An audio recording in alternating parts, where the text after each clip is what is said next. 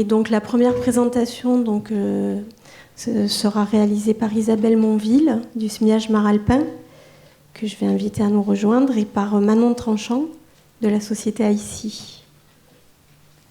Et donc sur le thème de la mise en place d'un observatoire sur les aléas littoraux sur le territoire maralpin.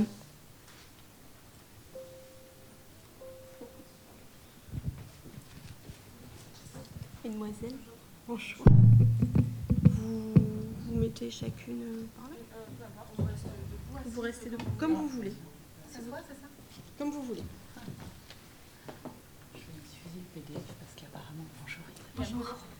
Je vais diffuser le PDF et pas le PPT parce qu'il y a très bien de licence pour voilà. Ces trucs. Est-ce que vous voulez passer les diapos ou vous voulez que je le fasse ? Non, c'est bon, je le passe là. Ah, je passe. Merci.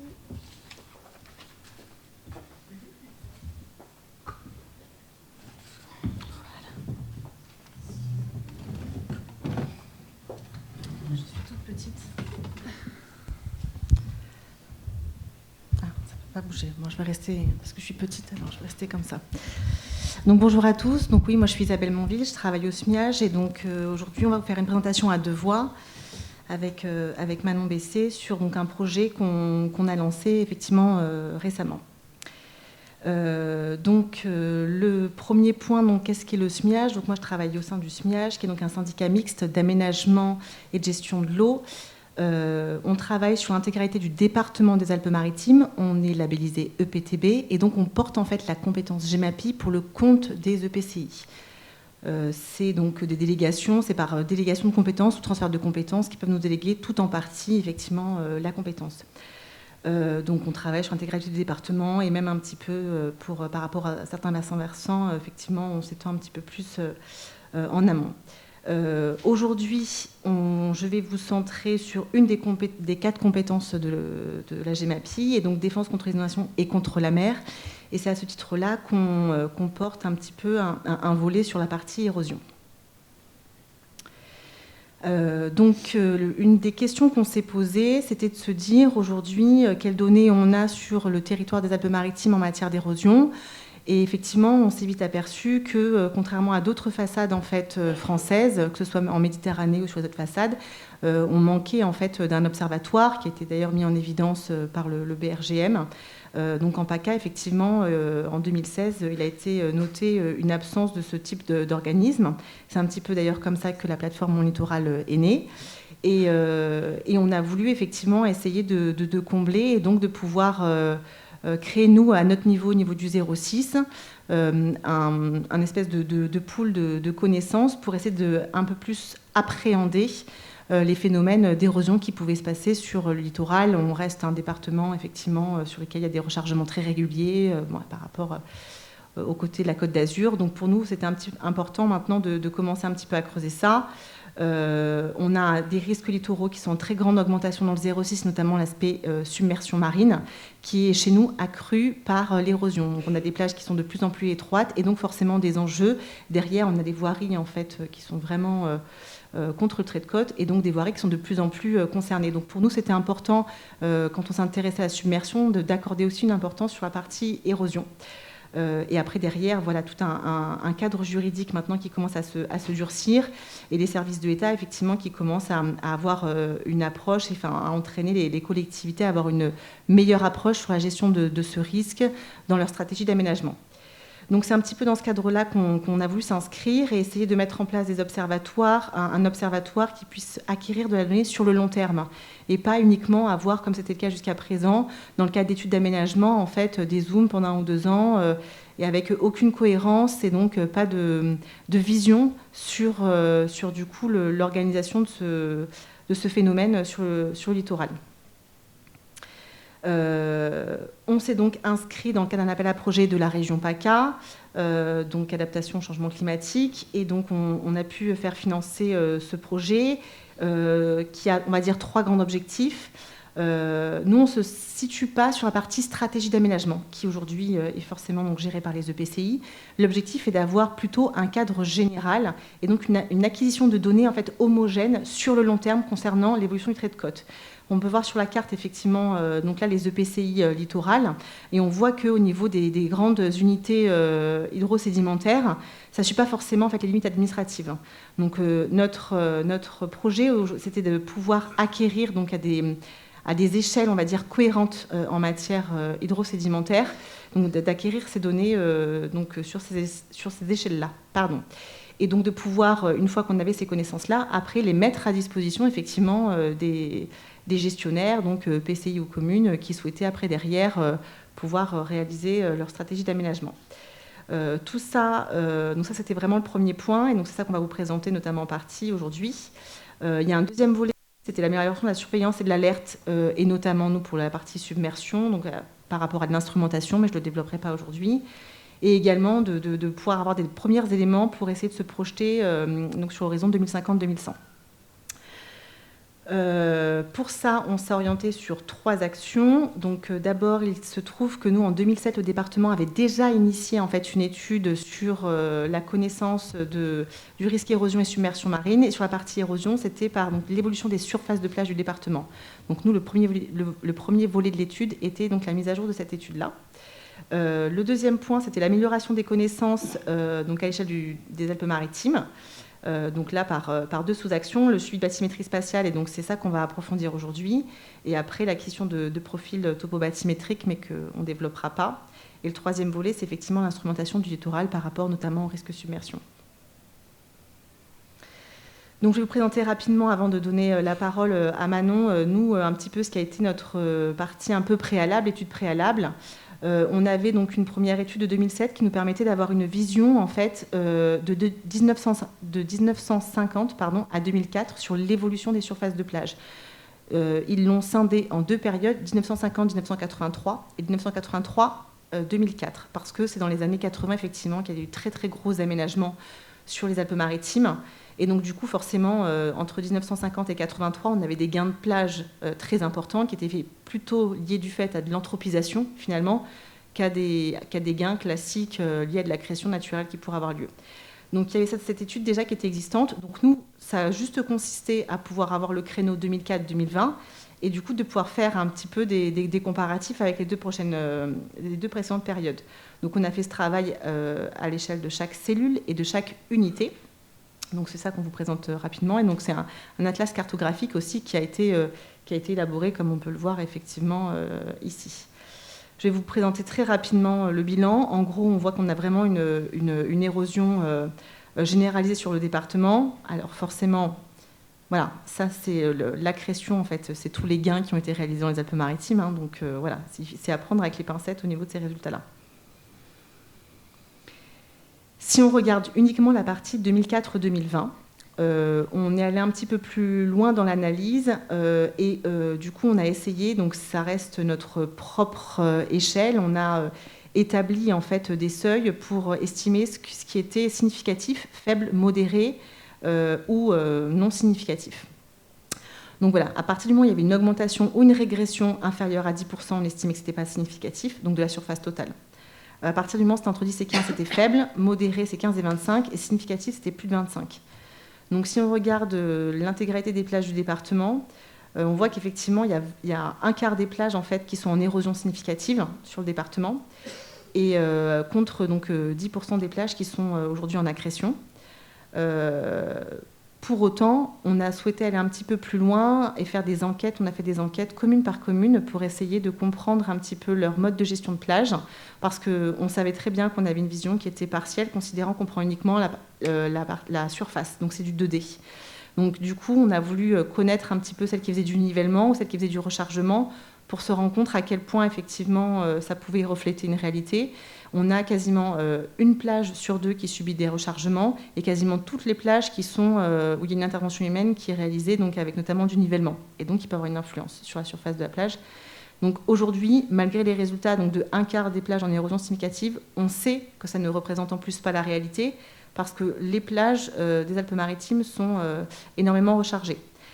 Pour autant, quand on a des rechargements, on a donné en mètres cubes, et nous, nos surfaces, c'est du mètre carré. Donc là, on a vu un petit peu la limite de la méthode qu'on avait. Et donc c'est pour ça qu'on a souhaité aller un petit peu plus loin pour comprendre un petit peu ce phénomène. Donc c'est ce que j'ai en train d'expliquer. Effectivement, la partie hydrosédimentaire, tout le monde le sait, mais je reprends. On est plutôt sur un système qui est en 3 dimensions. Donc il n'y a pas uniquement cette partie de surface, il y a aussi cette partie effectivement de volume. Et typiquement, les plages peuvent avoir une évolution du profil, mais également du coup les petits fonds. En fonction des saisons, il y a une variabilité importante qui peut se faire. C'est pour ça qu'on a souhaité aller plus loin du coup pour connaître ce risque et donc du coup d'essayer de comprendre la bathymétrie aussi du littoral des Alpes-Maritimes. Et donc on avait besoin d'acquérir de nouvelles données. Et je tiens à préciser, on a cette difficulté qu'il fallait pour tout le département des Alpes-Maritimes. Donc il y a une notion de coût qui pour nous était importante. J'explique pour faire après le lien de pourquoi on est parti sur du spatial. Donc il y avait cette notion-là qui pour nous était importante, c'était savoir à moindre coût de récupérer des données bathymétriques. Et également, on voulait un petit peu rattraper le temps perdu par rapport à tous les observatoires qui avaient en Occitanie, etc., qui font des relevés topo-bâtis depuis très longtemps, et donc qui ont cette historique maintenant des fois depuis 10, 20 ou 30 ans.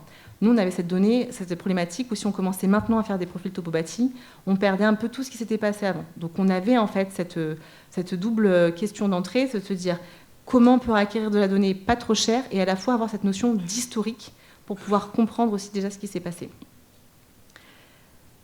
Et c'est là que du coup on a rencontré IC grâce à ex-CAVEM, Kevin Bergeron dans la salle. Et donc du coup, voilà, qui Manon va vous présenter cette première partie. Oui, merci Isabelle. Donc on a rencontré le SMIAGE, IC a rencontré le SMIAGE dans le cadre de la 3e année du projet européen ESA Coastal Erosion, qu'on pilotait donc, au sein d'un consortium de 6 pays, experts en thématique littorale, spatiale et puis du traitement du signal. Donc c'est un projet qui a couru et qui court encore en fait sur un volet plus littoral norvégien, donc, qui concerne un peu moins nos milieux. Donc de 2019 à 2023, donc c'est un projet avec une première phase très R&D où on développait, on testait, on adaptait des outils numériques pour surveiller, suivre le plus automatiquement possible et le plus de manière la plus standardisée possible le littoral à l'échelle de son système, hein, comme l'a montré Isabelle, donc de la côte à la mer. Donc on a travaillé pendant 3 ans sur 4500 km de littoral. On a étudié l'évolution sur à peu près 25 ans, à peu près partout. Et donc la région sud était concernée, en particulier avec les Bouches-du-Rhône et le Var. Et en 3e année, on a rajouté 300 km de littoral étudié pour chaque pays. Et c'est là qu'on s'est intéressé aux Alpes-Maritimes qui avaient ces spécificités. Donc une manière aussi de challenger nos outils avec des plages à galets notamment, des plages un peu plus étroites avec des plateformes continentales un peu plus courtes. Donc on a travaillé sur certaines plages à enjeu, hein, les plages de Nice, Cannes, Menton. Et nous avons travaillé avec de la donnée gratuite issue du programme Copernicus, donc les images Sentinelle-2, et Pléiades également pour faire quelques tests, donc plus haute résolution. Les premières conclusions de cette 3e année ont été qu'on pouvait, avec l'imagerie satellitaire, travailler à l'échelle d'un département, voire plus, puisqu'en une acquisition satellitaire, on avait un cliché de plusieurs centaines de kilomètres. On était capable de suivre à relativement haute fréquence le littoral, puisque en théorie, on a une image disponible tous les 5 jours avec le programme Copernicus, partout, modulo la présence de nuages et d'autres contraintes qui nous limitent.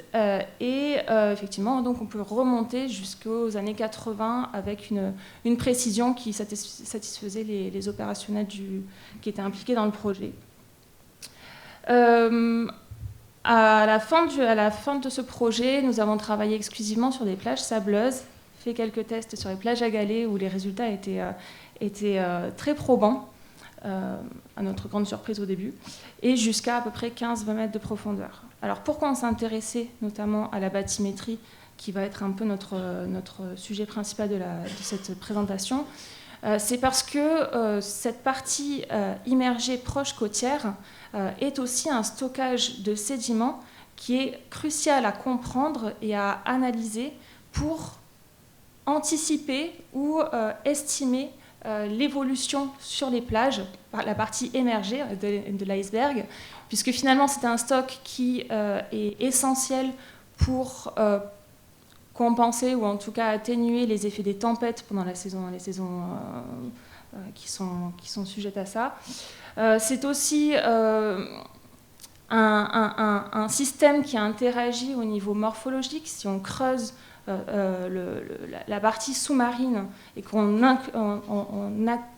accroît la pente de cette partie, le profil de plage va forcément se réajuster et donc jusqu'à la partie émergée et créer de l'érosion comme ça.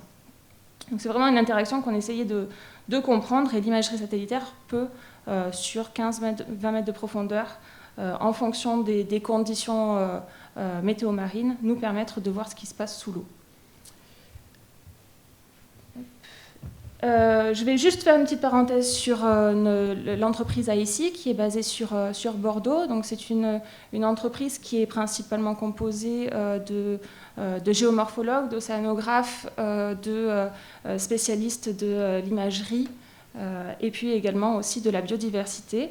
On a 4 lignes de service sur lesquelles on travaille pour surveiller le plus automatiquement possible le littoral, la partie biodiversité où on cartographie les habitats, marins, aquatiques et terrestres, la morphodynamique littorale, donc tout ce qui peut être sujet aux préoccupations de risques, d'aléas, la qualité de l'eau aussi, avec plutôt une composante pour accompagner les ports, les entreprises de dragage, pour suivre la turbidité générée par des travaux ou la pollution inhérente à ces chantiers. Depuis quelques mois, quelques années, une année à peu près, on a mis en opérationnel une ligne de service sur la fréquentation nautique pour compter et caractériser automatiquement les navires dans les ports et sur les environnements côtiers. Donc, vous l'aurez compris, notre matériau principal, c'est le spatial, c'est la donnée satellite. Le digital est notre outil majeur et tout ce qui se passe dans l'environnement naturel nous intéresse. Je peux appuyer sur...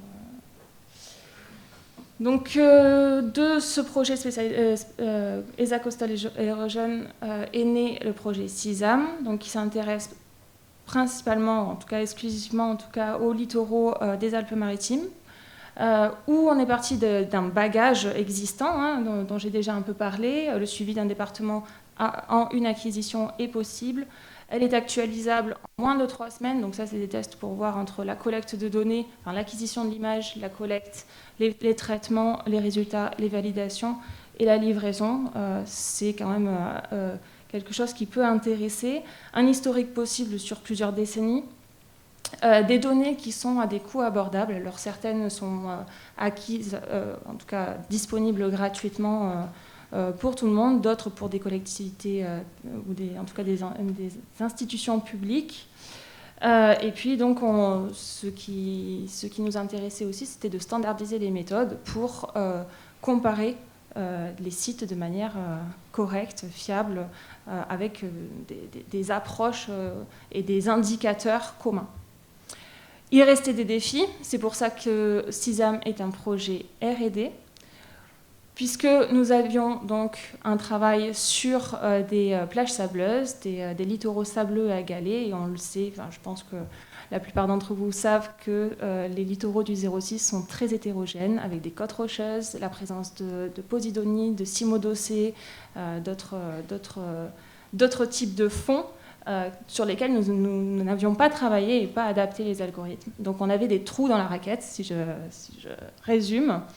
Donc il y avait aussi cet effort d'aller un peu plus loin pour discriminer les habitats dans ces environnements, de déployer à l'échelle du département, puisque finalement c'est un peu le but de l'étude, de caractériser la qualité des résultats c'était une limite principale qu'on avait, puisque pour avoir de la donnée comparable, validable, il fallait des études de terrain à date de l'acquisition des images, et c'était souvent très contraignant, puisque organiser une campagne demande du temps, des efforts humains, budgétaires également. Donc c'est ce qu'on a essayé de mettre en place en 2023 avec le SMIAGE et Symantec, et puis transformer la donnée en données utiles, puisque finalement observer c'est bien, comprendre et l'utiliser c'est mieux. Alors oui, juste ma dernière petite intervention. Donc effectivement, suite aux beaux résultats qu'on a eus dans le cadre de Space for Shore, et donc nous en tant que collectivité, on n'avait rien payé, donc c'était très bien, on était très contents, et ça a réussi à convaincre, on va dire, notre direction de pouvoir aller un peu plus loin dans ce projet-là. C'est pour ça qu'on est parti effectivement sur ce projet de 2 ans. 3 volets, dont le premier que je vais détailler, et qui est aujourd'hui finalisé, et dont c'est celui-là qui vous sera présenté. Le premier volet était l'amélioration des qualités de bathymétrie. Space for Shore a pu nous montrer qu'effectivement l'algorithme qu'ils avaient créé sur les autres façades fonctionnait chez nous. Pour autant, effectivement, comme précisé Manon, il y avait des petits trous. Nous, ce qui nous intéressait, c'était de pouvoir faire des analyses de cubature, de pouvoir comparer une année sur l'autre, une saison à l'autre, et se rendre compte effectivement si le sable est complètement parti ou pas, ou s'il est resté. Parce qu'effectivement, ce que je n'ai pas précisé au tout début, c'est que aujourd'hui, on a cette vision du trait de côte qui recule, qui avance, donc l'évolution des surfaces de plage également, mais on ne sait pas si ce sable, en fait, il est resté dans les petits fonds ou s'il est définitivement parti. Nous, on avait besoin, pour orienter les gestionnaires, de pouvoir se dire, peut-être qu'il y a une plage où, en fait, le trait de côte recule, mais où concrètement, le sable, il est resté dans les petits fonds. La cellule hydrosédimentaire n'est pas réellement, finalement, en érosion, considérant que le stock sédimentaire est encore là. Donc là, nous, l'objectif était de pouvoir effectivement identifier vraiment les secteurs prioritaires sur lesquels il y avait vraiment des érosions marquées, et voir même si on identifiait des gisements sableux. Parce que vu qu'on a beaucoup de rechargement, de se dire est-ce que tout ce sable qui était rechargé, il va toujours au même endroit. Donc pour ça, il fallait qu'on ait des analyses de cubature et donc d'avoir une bathymétrie, on va dire, pleine. Donc c'est pour ça qu'il y a eu ce premier volet d'amélioration. Et le deuxième volet, je l'expliquerai plutôt en fin de présentation, mais l'objectif c'était de pouvoir créer ce fameux aléa avant-côte. Aujourd'hui, il existe l'indicateur national du trait de côte, donc élaboré par le CEREMA, qui est donc le recul donc, du trait de côte en tant que tel. L'objectif, c'est de pouvoir créer aussi un aléa au niveau d'érosion avant-côte, on appelle ça comme ça, bon, voilà, l'aléa érosion avant-côte, et de pouvoir le combiner à la partie aléa érosion du trait de côte. Et donc, du coup, pour essayer d'avoir cette qualification de l'érosion vraiment à l'échelle de la cellule tridimensionnelle, et pas uniquement bidimensionnelle. Donc ça, c'est le côté R&D que, voilà, on n'est pas sûr que ça aboutisse. L'objectif, c'est d'essayer de creuser ça. Et après, effectivement, on a 2 volets spécifiques qui sont vraiment liés aux problématiques locales du 06, sur lesquels on a voulu aussi tester un petit peu les particularités du satellite. C'est l'embouchure du Var, parce qu'on a des problématiques d'inondation, on a des accumulations effectivement de sédiments dans l'embouchure qui derrière vont rehausser le lit. Et donc derrière, on a des gros problématiques, notamment par rapport à Cap 3000, de submersion, de zones complètement gelées. Enfin, donc là, nous, on a une problématique inondation, donc c'est pour ça qu'on s'est intéressé à l'embouchure du Var. Et on a un autre petit zoom sur les baies rechargées, justement, d'essayer de voir, si avec le satellite, on peut essayer de voir l'évolution de ces baies rechargées, où va le sable et qu'est-ce qui se passe. Est-ce qu'on est sur du rechargement qui est efficace ou pas. Donc c'est 2 petits zooms qu'on fera vraiment en fin de programme. Donc aujourd'hui, on vous présentera uniquement ce premier volet avec notamment un petit test aussi pour s'amuser sur la partie cartographie des habitats. Il vous reste 10 minutes pour présenter tout ça. Donc, première phase, des phases tests sur 7 mois, avec donc une campagne de terrain qui a été réalisée par Sémantique, j'ai du mal, en mai, et auquel nous avons programmé des acquisitions satellitaires, Pléiades, et puis donc on a récupéré les données Sentinel-2 disponibles à cette période, histoire de valider nos résultats.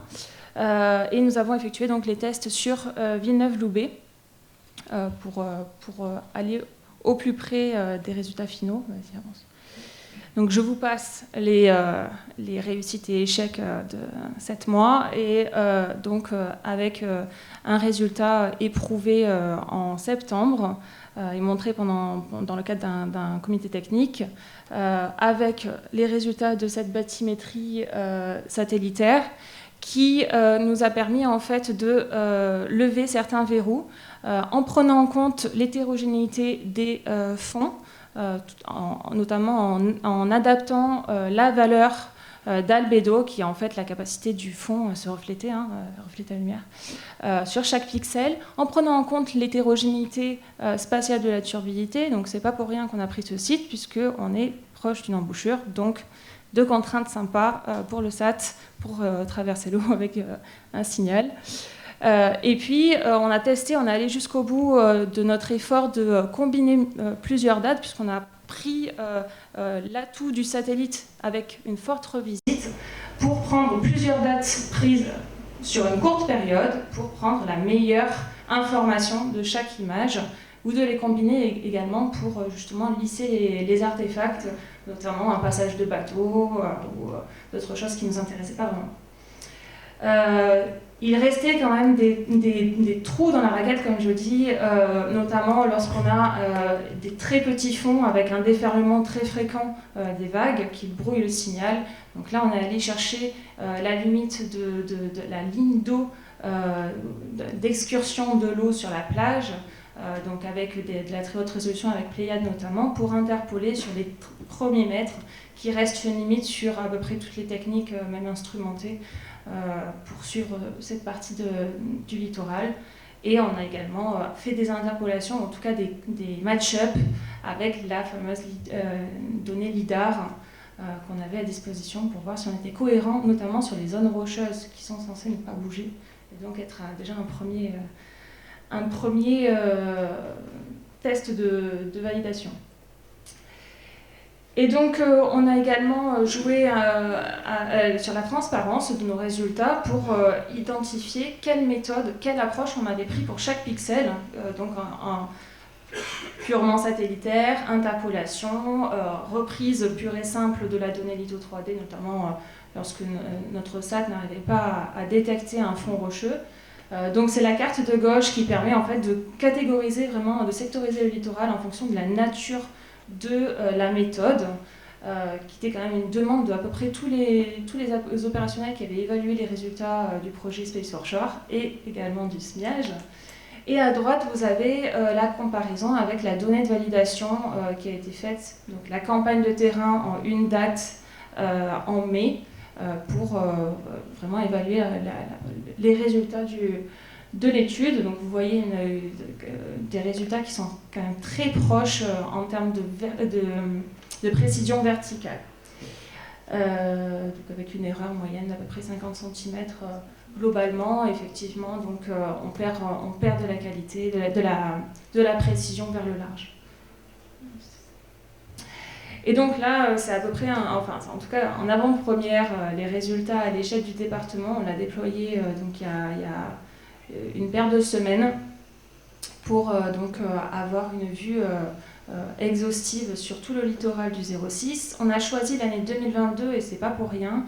On devrait recevoir, donc avoir une acquisition à l'échelle du département de la partie émergée de la plage, donc qui nous permettrait d'avoir un continuum sur la même période, ce qui est assez intéressant. Mais donc on a démontré qu'il était possible de le faire chaque année ou à chaque saison si on force un peu l'effort, puisqu'on peut faire avant, après été. Tu peux avancer, voilà, c'est juste des zooms histoire de vous montrer le résultat, où on cartographie aussi les fonds qui sont colonisés par la Posidonie, les rochers, etc. etc.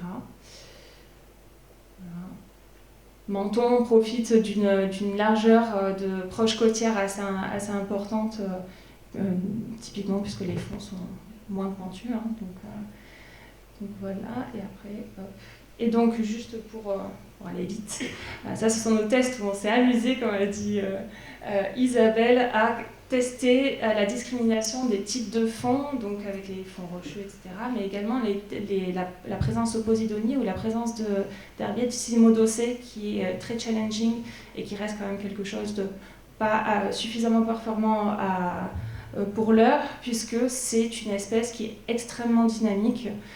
Pour ces tests, nous n'avions pas disposé d'une longue archive de très haute résolution, d'images de 50 cm à 2 mètres de précision.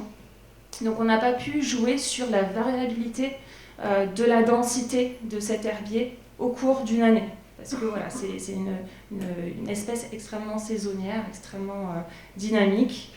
Donc les résultats sont très satisfaisants sur la partie Posidonie et méritent des améliorations, ou en tout cas pousser l'effort. On ne sait pas si le satellite le peut, mais voilà, ça aussi ça a été croisé avec des données de terrain qui étaient extrêmement précieuses pour nous sur plusieurs sites. Tu peux avancer. Voilà, en gros, c'est ce que voilà, ça c'est des données disponibles pour valider. Et puis la conclusion que je viens de faire, une grande difficulté à cartographier les cimes dossées, mais une information de haute importance, c'est qu'on pouvait notamment délimiter en fait précisément la bordure des herbiers de Posidonie, qui donne aussi une indication sur la stabilité des fonds. Et là, je te laisse. Voilà, je voulais déjà présenter un tout petit peu au début, mais voilà, pour terminer, effectivement, avec ce que vous précisez, Manon, c'est que voilà, nous, à chaque fois qu'on dit que ça a bien fonctionné, que les résultats sont éprouvés, c'est que les sites sur lesquels, donc les sites pilotes sur lesquels on a travaillé avant de faire le déploiement départemental, c'est fait sur des sites sur lesquels on avait des données en fait, d'acquisition en même temps que l'imagerie satellitaire. Donc sur les parties de Menton, c'est parce qu'on avait des projets d'aménagement qui faisaient qu'on avait des acquisitions en matière d'habitat, de cartographie des habitats qui étaient importantes et à une haute fréquence, qui nous a permis du coup de comparer les résultats avec le satellite.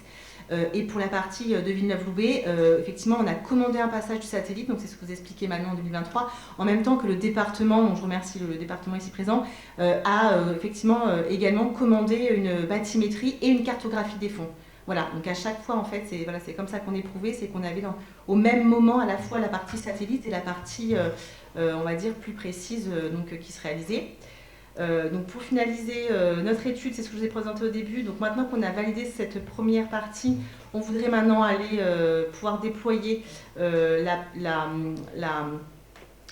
bathymétrie sur l'approche sur du multidate au niveau de l'intégralité du département pour pouvoir se rendre compte effectivement de cette évolution sur le long terme et qu'est-ce qui s'est passé les dernières années. Ça c'est le premier point. Le deuxième point, c'est donc élaborer cet aléa du coup d'érosion avant côte et de pouvoir le combiner si oui ou non, donc à voir avec l'aléa, avec l'indicateur du CEREMA.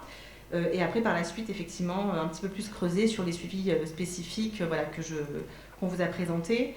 Pour nous, ce qui est intéressant, c'était pour finaliser ça en tant que gestionnaire, c'est de se dire, voilà, on ne se dit pas que c'est magique et que c'est l'outil qui va tout révolutionner, c'est un outil parmi d'autres, mais qui est aujourd'hui, d'un point de vue, que ce soit pour le coût qu'il représente et sur l'échelle en fait, sur laquelle on peut travailler, qui pour nous est très important et qui va arriver en complément d'autres méthodes. Voilà, on ne se substitue pas au multifaisceau pour d'autres suivis plus précis. Pour nous, ça nous permet d'avoir cette première vision globale des tendances qui se passent sur la partie érosion et il sera bien sûr utilisé en complément d'autres outils aussi de suivi. Et l'objectif à la fin est d'avoir d'établir un protocole sur le long terme pour le suivi du trait de côte et donc du littoral en intégrant la partie satellite en même temps que d'autres outils et de savoir d'ailleurs si ce satellite peut être utile sur toutes les parties du département ou est-ce qu'il y aura des baies très particulières où on se dira là ce sera que du multifaisceau, le satellite ne fonctionne pas. On voudrait avoir une cartographie en matière temporelle et spatiale du coup des protocoles à mettre en place et dans lequel le satellite s'intégrera. Voilà.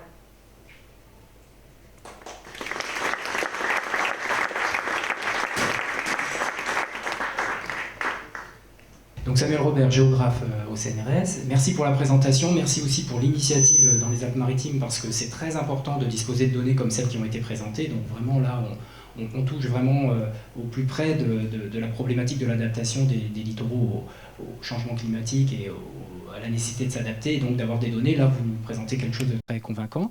Alors j'aurais des petites questions plus techniques parce que je n'ai pas bien saisi. Quand vous parlez de remonter jusqu'aux années 80, vous remontez aux années 80 pour reconstituer la bathymétrie, pour reconstituer les surfaces de plage, ça c'est une première question. Et du coup aussi, quel est votre niveau de confiance sur les données de surface de plage avec des données satellites des années 80 qui sont peut-être avec une résolution pas très bonne? Et comme j'ai le micro, je continue. J'ai une autre remarque que je me suis faite. Est-ce que vous avez fait un lien pour ce qui est de la migration des sédiments dans la partie petit fond, avec les travaux à Nice sur la migration des galets sur la plage, puisqu'il y a eu une initiative de la ville de Nice avec l'université de Pise, je crois, pour taguer des galets et savoir comment ils se déplaçaient au cours du temps. Et la dernière question, est-ce qu'on a, ou est-ce que vous avez le projet de reconstituer l'historique des apports sédimentaires par les communes? C'est-à-dire, en fait, aller dans les archives des collectivités et d'avoir une idée aussi de tout ce qui a été apporté. Voilà, merci beaucoup.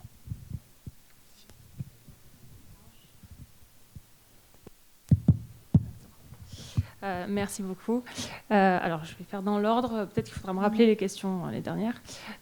Donc, la première était comment remonter dans les années 80. Donc, c'est des tests qu'on a menés donc, à la demande de l'ESA pendant le projet Space for Shore, où on a travaillé avec d'autres sources spatiales, les données SPOT, disponible, donc une archive satellitaire où donc pour les premières acquisitions, on était sur des résolutions de 20 mètres. Donc Sentinel-2, c'est 10 mètres de résolution, pour ceux qui ne sont pas très familiers. Spot, c'est 20 mètres. Landsat, c'est 30 mètres. Donc on joue avec cette approche multidate, donc en croisant plusieurs données, avec des pixels qui se croisaient pour avoir une limite plus fine, notamment du trait de côte, parce que c'était quand même un des principaux indicateurs qu'on cherchait dans le cadre du projet européen. Et puis, effectivement, donc, ce suivi bathymétrique où la résolution planaire restait, la précision planaire restait celle du pixel de l'imagerie, mais en précision verticale, on essayait d'aller au plus près. Effectivement, dans les années 80, on est sur des informations qui permettent d'avoir une indication des bilans sédimentaires sous forme d'ordre de grandeur. On n'ira jamais se risquer à donner des chiffres précis. Et plus effectivement le temps avance, plus la tech s'améliore et effectivement plus les précisions sont bonnes. Là où les résultats étaient les plus probants, en tout cas les plus intéressants pour l'archive historique, c'était pour les plages et les baies très grandes, puisque finalement on avait beaucoup plus de pixels, donc beaucoup plus d'informations, plus que sur une plage assez restreinte où forcément à l'échelle du pixel ça restait quand même très limité. Là l'intérêt c'est quand même d'avoir une information qui n'existe pas, dont on ne dispose pas, pour savoir quelle forme prenaient les avant-plages, les avant-côtes sur ce littoral, comment il a évolué. On ne cherche pas à donner des informations très précises sur les décennies antérieures. Donc voilà, c'est un jeu de précision. Et quand on avait donc, de la donnée disponible issue du CHOM, des bathymétries, des isobates, donc des lignes d'égale profondeur, à croiser avec nos données dérivées du satellite, on prenait pour essayer d'estimer nos précisions.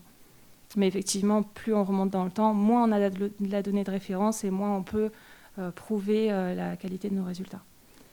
Donc ça, c'est la première question. La deuxième, c'est les galets de Nice. Donc on n'en est pas encore à la phase d'analyse, et notamment c'est un petit peu ce qui nous intéresse dans le volet 3, où on aura de la donnée historique, plus locale. On va chercher un petit peu ce qui se passe en évolution, et effectivement on va aller chercher un petit peu à comprendre ce qui se passe. On va enregistrer des dynamiques historiques, des choses qui vont peut-être être incohérentes avec une dynamique naturelle qu'on s'imagine, mais c'est certainement lié aussi au substrat qui est peut-être pas le même que sur une autre plage, et puis au rechargement, aux travaux d'aménagement. Donc en fait, c'est un travail qu'on va un petit peu dégrossir avec le SMIAG, avec l'Université d'Aix-Marseille, avec François du CEREG, qui est un peu présent sur tout le programme en soutien, en vérificateur de la donnée, mais aussi en brainstorming pour essayer d'établir un petit peu cet indicateur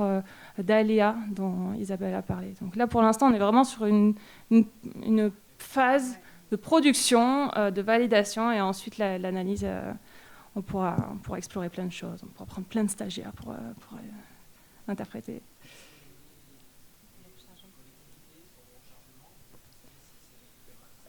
Alors, on en avait un petit peu parlé. Ouais, vas-y. Oui, donc effectivement, pour compléter, aussi par rapport à votre première question, quand vous parlez effectivement des données satellitaires pour l'évolution des surfaces de plage, le satellite, on l'a utilisé uniquement pour la partie bathymétrie. Hein. Le satellite ne permet pas de faire la partie émergée des plages. C'est pour ça qu'effectivement, on a fait la première acquisition en 2022, comme précisé Manon, parce qu'on a l'IGN qui a fait la partie aérienne et donc sur laquelle on pourra utiliser la partie surface. Et donc nous, par contre, la méthodologie pour l'évolution des surfaces de plage, c'est les photographies aériennes. Donc c'est là où je parlais aussi de combinaison de plusieurs méthodologies et donc la problématique qu'on peut rencontrer.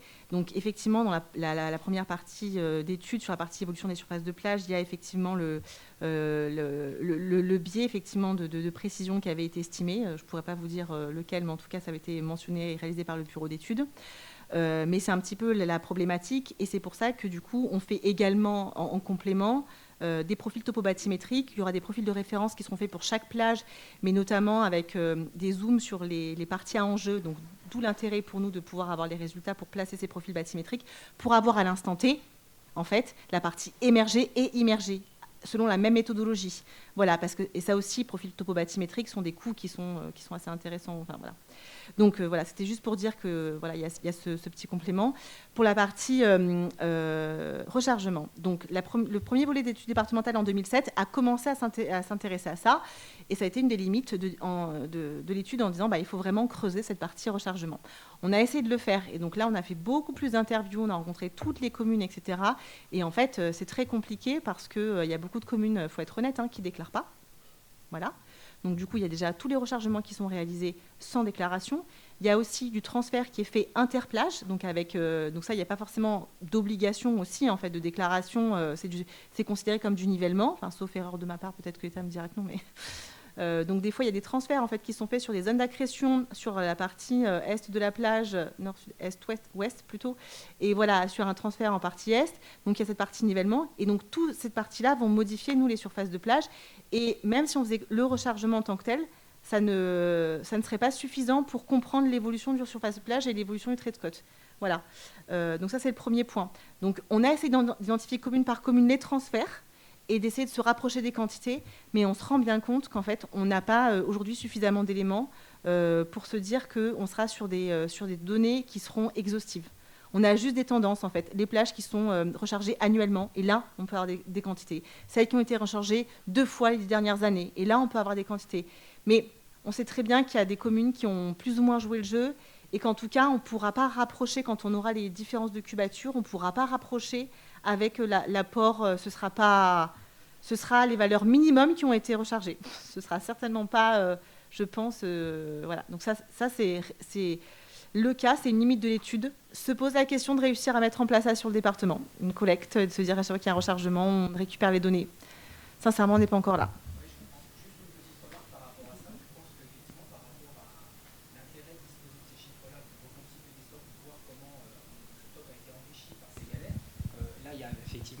Des limites. Mais ce que je vois aussi d'intéressant dans l'étude de ce qui a été fait, c'est comment on a géré. Et donc, du coup, le coût aussi. Le coût pour la collectivité et comment les choses se sont passées. Peut-être ça vaudrait le coup de discuter, de travailler justement à reconstituer cette historique, bon an, mal an, mais quand même d'en disposer, parce que c'est pas la question n'est pas que sédimentaire, elle est aussi en termes de gestion ici. Oui.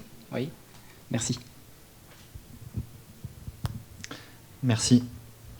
Alors, on a une question derrière, après je reviens à vous. Oui. Ah, ça marchait. Bonjour, voilà.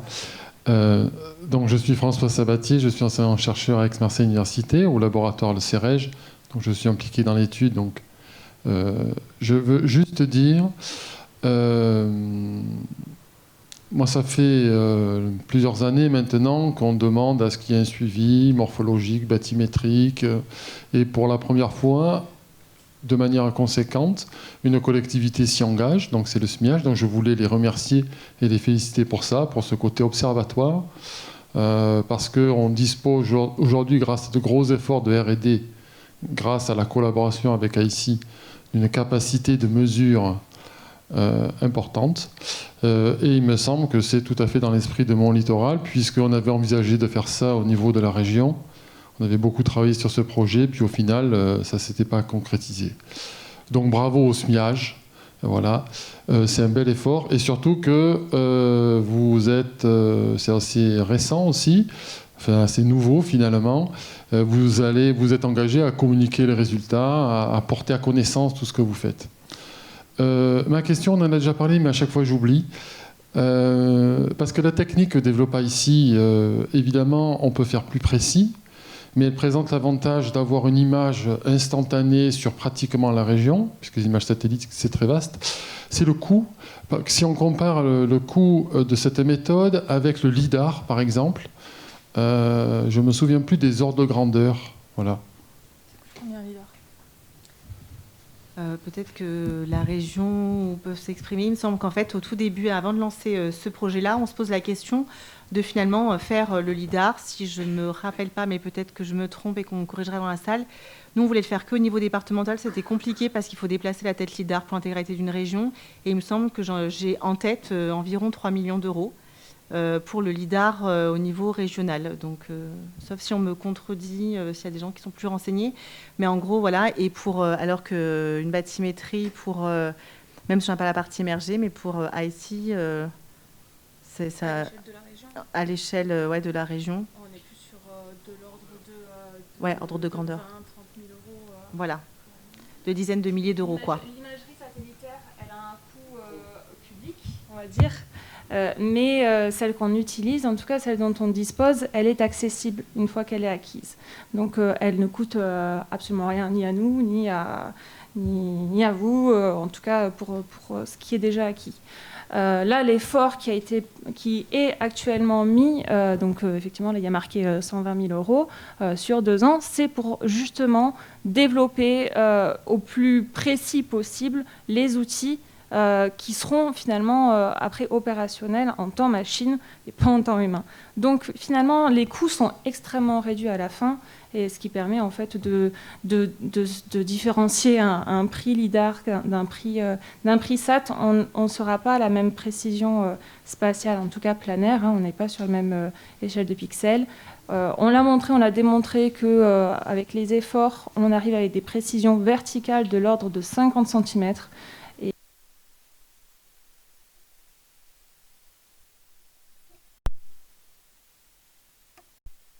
Et en tout cas, c'est une donnée complémentaire qui est, je pense, hyper intéressante au niveau du coût et puis au niveau de revisite pour avoir un suivi un peu plus fréquent que la campagne LIDAR qui est instaurée un petit peu tous les 10 ans, il me semble, tous les 5-10 ans. Tu peux instaurer. Bon. Pour compléter pour le coup, la troisième option c'est multifaisceau. Sur une baie de 100 mètres linéaires et sur 300 mètres, nous ça nous coûte 30 000 euros. Donc voilà, je n'ai pas les données de multifaisceau si on faisait l'intégralité de la région, mais voilà, c'est sur la donnée de sonar multifaisceau, on est aussi sur des coûts en fait qui aujourd'hui ne nous sont pas gérables pour avoir une vision à l'échelle départementale.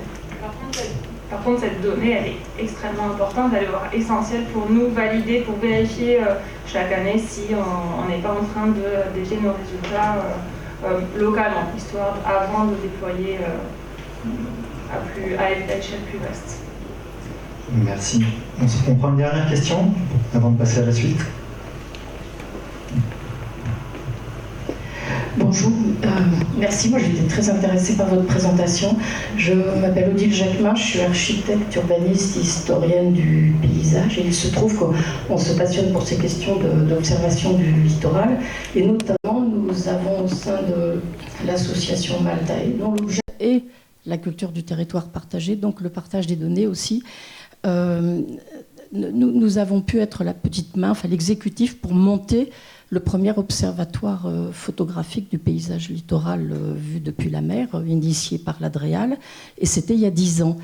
Et donc, cette question, c'était uniquement des photos. Et puis, maintenant, d'ailleurs, on se pose la question de comment ça peut être intéressant de les réévaluer, de les mettre en débat. Donc, moi, en tant qu'historienne, c'est une petite boutade. C'est vrai que ça nous fait drôle d'entendre parler de données historiques quand on parle de données de 1980. Et du coup, ma question, elle va vous paraître naïve et elle n'est pas du tout perverse. Mais c'est, est-ce que vous qui cherchez donc à rendre efficace et utile des données du satellite, est-ce que ça aurait un sens pour ce type d'observatoire? Parce que quand on entend dire qu'il y a un observatoire départemental, enfin, dans les Alpes-Maritimes, c'est génial, quoi. On a envie. Est-ce que ça aurait du sens de pouvoir allonger cette connaissance historique en remontant le temps? Alors non pas uniquement avec les photos des sites type remonter le temps ou de remonter les couvertures photographiques militaires des années 1920, vous les connaissez, elles existent, etc. Mais est-ce que ça aurait du sens d'ajouter de la parole humaine, c'est-à-dire non pas uniquement un observatoire de photos satellites, mais de témoignages oraux de gens qui observent et qui ont observé. Et que, voilà. Alors peut-être c'est pas du tout de votre compétence à vous, mais peut-être celle des commanditaires. Mais pour un observatoire départemental du littoral, comment on peut, de manière non provocatrice ni non naïve, adjoindre de la collecte d'archives orales qui permettrait de remonter jusqu'à 1930. Peut-être. Alors effectivement, nous, là, aujourd'hui, on est encore dans le volet mise en place de l'Observatoire littoral, donc on n'est pas du tout encore installé, on est en construction. Effectivement, je pense que ce que vous dites est tout à fait pertinent et que c'est nécessaire. Nous, aujourd'hui, on se place dans un angle, ma structure, de par ses compétences sur l'aspect, on va dire, technique et scientifique, entre guillemets, pour comprendre le phénomène. Par contre, je pense que dans un deuxième volet, une fois que ça aussi s'est réalisé, forcément, il y a la partie, effectivement, prise en compte par les habitants, mais il me semble que ça va être le... Je ne vais pas m'étendre parce qu'il me semble que c'est les interventions après la deuxième table ronde, la troisième table ronde, et je pense qu'effectivement, ce que vous mentionnez a toute sa place dans cette partie-là, et je pense qu'il faudra qu'effectivement, on y arrive aussi à terme. Voilà, le chemin est encore long, on n'y est pas encore, mais voilà, j'avoue que je suis d'accord avec vous, cette vision-là est forcément nécessaire et complémentaire à celle que nous, on va apporter en tant que première brique, quoi. Merci. Et ça fait le lien avec la présentation suivante, justement. Je vous remercie toutes les deux, en tout cas, pour la présentation et la réponse aux questions.